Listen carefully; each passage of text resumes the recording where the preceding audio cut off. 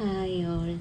അപ്പോൾ ഞാൻ ഒരു നമ്മുടെ വാഴ 2 ഒരു പോർഷൻ, ഞാൻ സിനിമ കണ്ടില്ല, പക്ഷെ ആ പോർഷൻ കണ്ടപ്പോൾ തന്നെ എനിക്ക് മനസ്സിലായി ടീച്ചേഴ്സ് സ്റ്റുഡൻസിനെ പറയുന്ന കാര്യങ്ങളാണ്.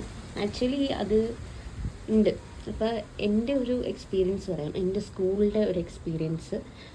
10th എക്സാം ആവുമ്പോൾ ഇയാൾ ഒരു മെയിലാണ്.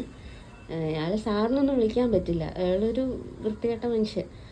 ആ അധ്യാപകൻ എന്താ പറയുക, ഭയങ്കര മോശമായിട്ടാണ് പെരുമാറുന്നത് എല്ലാവരോടും. അത് കംപ്ലൈൻ്റ് ആയിട്ടും ചെയ്തിട്ടും ഒരു ഒരു ഒരു ആക്ഷനും ആ സ്കൂളുകാരെടുത്തിട്ടില്ല ഇതുവരെ. സോ അപ്പം നമുക്കൊക്കെ നമ്മുടെ എല്ലാവർക്കും റിലേറ്റ് ചെയ്യാൻ പറ്റും, എന്ത് തന്നെയാണ് വെച്ചാലും. ടീച്ചേഴ്സും അതുപോലെ തന്നെ.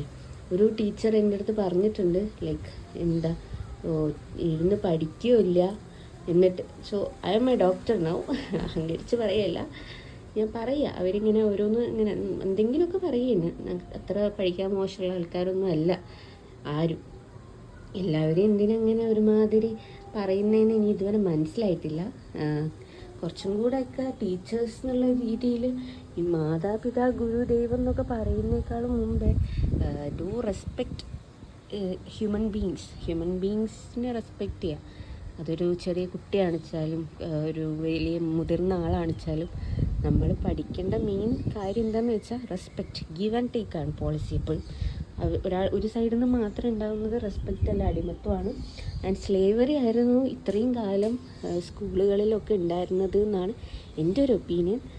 ഭയങ്കര ഷിറ്റിയായിരുന്നു എനിക്ക് സ്കൂള്. ലൈക്ക് ആ സാറല്ല, ആ വൃത്തികെട്ട ആ അധ്യാപകനും പിന്നെ കുറച്ച് ടീച്ചേഴ്സ്. എനിക്ക് പേര് പറഞ്ഞ് നാറ്റിക്കണം എന്നൊക്കെ ഉണ്ട്, പക്ഷേ എൻ്റെ സംസ്കാരം അതിന് അനുവദിക്കാത്തതുണ്ട്. അവർക്ക് സംസ്കാരം ഇല്ലാതെ അവരെന്തെങ്കിലുമൊക്കെ പറഞ്ഞോട്ടെ, നമ്മളങ്ങനെയല്ലല്ലോ. എൻ്റെ വീട്ടുകാർ എന്നെ നന്നായി നോക്കിയിട്ടുണ്ട്, അതുകൊണ്ട് എനിക്കങ്ങനെ പറയാൻ പറ്റില്ല. പക്ഷേ എനിക്ക് ഏറ്റവും കൂടുതൽ ഒരാൾ ഇരുട്ടടിക്ക് കൊടുക്കണം പറഞ്ഞ ലിസ്റ്റിൽ അയാളും പിന്നെ വേറെ 2 ടീച്ചേഴ്സും ഉണ്ട്. ടീച്ചേഴ്സ് എന്ന് പറയാൻ പറ്റില്ല, അങ്ങനെ 2 വ്യക്തിത്വം ഇല്ലാത്തവരെന്ത് വ്യക്തികളെന്ന് പറയുന്നത്.